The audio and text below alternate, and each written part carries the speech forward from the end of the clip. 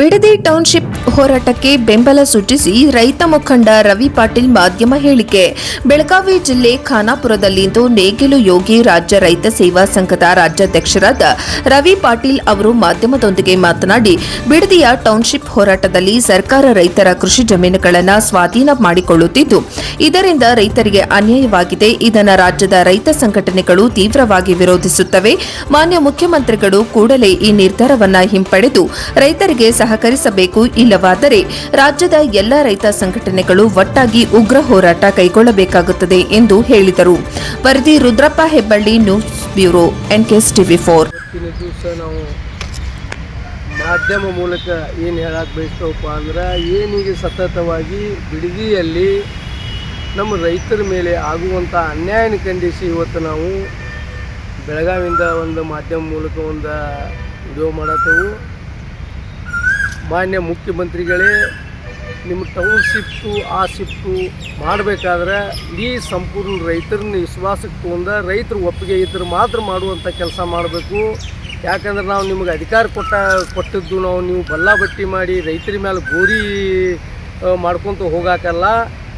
ನಿಮ್ದು ಯಾವುದೋ ಒಂದು ಕಮಿಷನ್ ಆಶಯಕ್ಕೆ ನೀವು ಮಾಡೋದು ಸರಿಯಲ್ಲ. ಯಾಕಂದ್ರೆ ಒಂದು ಬೆಳೆ ಬರೋ ಜಮೀನು ಮೇಲೆ ನೀವು ಬಂಜಾರ ಭೂಮಿ ಮಾಡಿ ಇಡೀ ರೈತಾಪಿನ ನಿಗರು ಬಿಡುವಂಥ ಕೆಲಸ ಮಾಡತ್ತೀರಿ. ಇದು ಸರಿಯಲ್ಲ. ಇವತ್ತು ನೀವು ಎಲ್ಲ ಸರ್ಕಾರಗಳು ನೀವು ಒಂದು ನಾಣ್ಯದ ಎರಡು ಮಕ್ಕಳಿದ್ದಂಗೆ ಅದೇ ನಿಮ್ಮ ಹೊಲಗಳು ನೀವು 1000 ಕೋಟಿ 2,000 ಕೋಟಿ ಎಕರೆ ಗಂಟಲೆ ಏನು ನೀವು ಮಾಡಿದಿರಲ್ಲ, ಅದ್ರ ಮೇಲೆ ನೀವು ಟೌನ್ಶಿಫ್ಟ್ ಆಯ್ತು ಇನ್ನುಳಿದ ಡೆವಲಪ್ಮೆಂಟ್ ಮಾಡ್ಕೊತ ಹೋಗಿ ರೈತಾಪಿ ಕಡೆ ಬರದೆ ರೈತಾಪಿನ ಇಂಪ್ರೂವ್ ಮಾಡುವಂಥ ಕೆಲಸ ಮಾಡಿರಿ.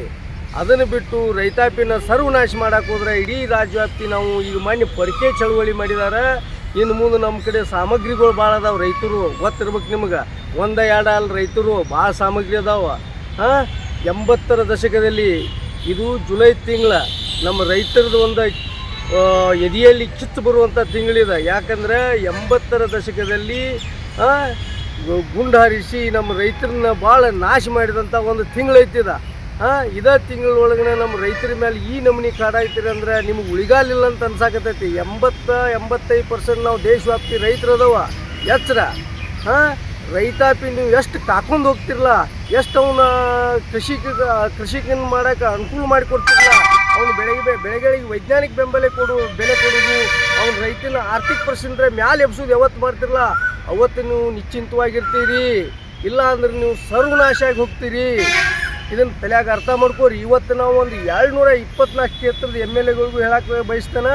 ಕ್ಷೇತ್ರದಾಗ MLAಗಳು ಇವತ್ತು ಅಧಿಕಾರಿಗಳನ್ನು MLA ಮಾತು ಕೇಳಿ ಅವ್ರನ್ನ MLA ನೇತೃತ್ವದೊಳಗೆ ಮೀಟಿಂಗ್ ನಡೆಸ್ತೀರಿ. ನೀವು ಅಲ್ಲಿ ಜಮೀನು ಯಾರ್ದೈತಿ, ಜಾಗ ಯಾರ್ದೈತಿ, ಆ ಹೆಸರು ಇದ್ದಂಥವ್ರನ್ನ ರೈತರನ್ನ ಕರೆದ ಸಂಪೂರ್ಣ ವಿಶ್ವಾಸಕ್ಕೆ ತಗೊಂಡ ಈ ಥರ ಐತಿ, ಈ ಥರ ಮಾಡೋಣ ಅಂತೇಳಿ ಯಾವತ್ತೂ ಯಾವ MLAಗಳು ಮಾಡಿಲ್ಲ.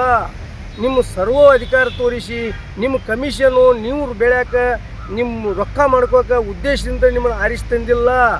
ನೀವು ರಾಜ್ಯದ ಪ್ರತಿಯೊಂದು ಕ್ಷೇತ್ರದ MLAಗಳು ಸರ್ವಾಂಗೀಣ ಜನರ ಸೇವಕರು ಅನ್ನೋದು ಮರಿಬೇಡ್ರಿ.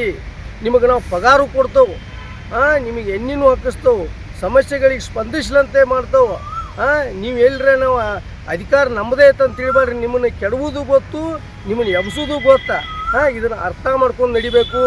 ಇವತ್ತು ಬಿಡದಿ ಟೌನ್ಶಿಪ್ನು ಕೈ ಬಿಡಲೇಬೇಕು. ರೆಡ್ ಜೂನ್ ಅನ್ನೋದನ್ನು ನೀವು ರದ್ದುಗೊಳಿಸಲೇಬೇಕು. ಸುಮ್ಮನೆ ನೀವು ಆ ಪಕ್ಷ ಈ ಪಕ್ಷದವ್ರು ಮಾಡಿದ್ದಾರೆ, ಅವ್ರು ಮಾಡಿದಾರಪ್ಪ ಯಪ್ಪ, ಅಲ್ಲಿ ಏನೈತಿ ವಾಸ್ತವ್ಯ, ಈಗ ನೀ ಅದಿ ಅಲ್ಲಿ ಸರಿ ವಾಸ್ತವ್ಯ ನೋಡ್ಕೋ, ಅವ್ರು ಮಾಡಿದಾರೆ ಅಂತ ಬಟ್ ಆ ಕಡೆ ಮಾಡಬೇಡ. ಈಗ ನಿನ್ನ ಆಯ್ಕೆ ಮಾಡಿ ಕಳಿಸಿದವು ನಾವು. ಅಲ್ಲಿ ರೈತರ ಕಷ್ಟ ಭಾವನೆಗಳು ನೋಡಿಕೆ ರದ್ದುಗೊಳಿಸ್ರಿ ಅದನ್ನು. ನಿಮ್ಮ ಎಕರೆಗಳು 1000 ಎಕರೆ ಗಂಟಲೆ ಮಾಡಿದ್ದನ್ನು ಅಲ್ಲಿ ರೋಡ್ ಮಾಡೋದಿಲ್ಲ, ಅಲ್ಲಿ ಏನೂ ಮಾಡಂಗಿಲ್ಲ ನೀವು.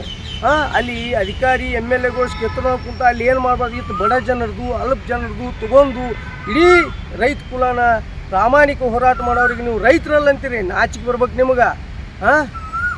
ಪ್ರಾಮಾಣಿಕ ಹೋರಾಟ ಮಾಡೋರು ರೈತರಲ್ಲ ಅಂತೀರಿ ನೀವು. ಅಂದ್ರೆ ನಿಮ್ಮ ಜೋಡಿ ಎಡಗೈ ಬಲಗೈ ಇದಕ್ಕೆ ನಾವು ರೈತರನ್ನ, ನಿಮ್ಮ ಜೋಡಿ ಇರೋರು ರೈತರನ್ನ ಹುಚ್ಚಿಬಿಡ್ರೆ ಹಿಂಗೆ ಮಾತಾಡಬಾರ್ರೆ. ಇದು ಸರಿನೂ ಅಲ್ಲ, ನಿಮಗೆ ಶೋಭೆನೂ ತರಂಗಿಲ್ಲ. ಇಡೀ ರಾಜ್ಯವ್ಯಾಪ್ತಿ ನಾವು ಜಟ್ಟು ತಂದ್ರೆ ರೈತರೆಲ್ಲ ನಿಂತು ಅಂದ್ರೆ ನಿಮಗೆ ಉಳಿಗಾಲ ಇಲ್ಲ ಅಂತೇಳಿ ಇವತ್ತು ಈ ಸಂದರ್ಭ ಮಾಧ್ಯಮ ಮೂಲಕ ಹೇಳಕ್ಕೆ ಬಯಸ್ತಾನೆ. ನಾನು ನೇಗಿಲು ಹೋಗಿ ರೈತ ಸಂಘ ರಾಜ್ಯಾಧ್ಯಕ್ಷ ರವಿ ಪಾಟೀಲ್.